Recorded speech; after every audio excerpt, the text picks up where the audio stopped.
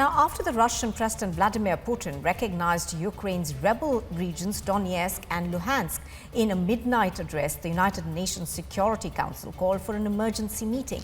Now, India at that meeting has called for restraints on all sides, reiterating that India is convinced that this issue can only be resolved through diplomacy and needs to give space to recent initiatives undertaken by parties which seek to diffuse tensions. Thank you, Mr. President. Let me begin by thanking Under-Secretary General Rosemary DiCarlo for her briefing. We have been closely following the evolving developments relating to Ukraine, including developments along the eastern border of Ukraine and the related announcement by the Russian Federation. The escalation of tension along the border of Ukraine with the Russian Federation is a matter of deep concern.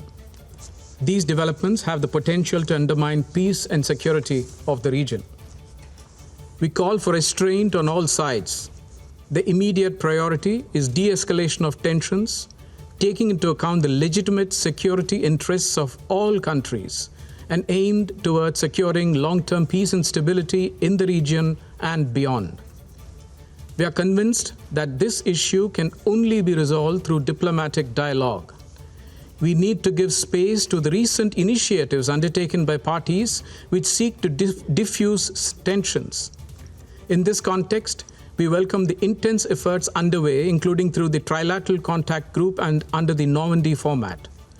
We need parties to exert greater efforts to bridge divergent interests. We cannot afford to have a military escalation.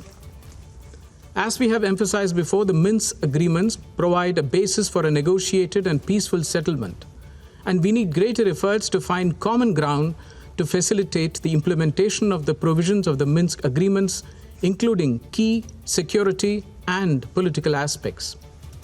As we have time and again emphasized, constructive diplomacy is the need of the hour to avoid scaling up of tensions.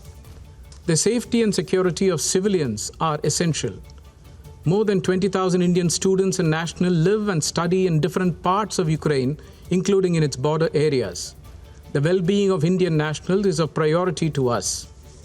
In conclusion, we strongly emphasize the vital need for all sides to maintain international peace and security by exercising the utmost restraint and intensifying diplomatic efforts to ensure that a mutually amicable solution is arrived at the earliest.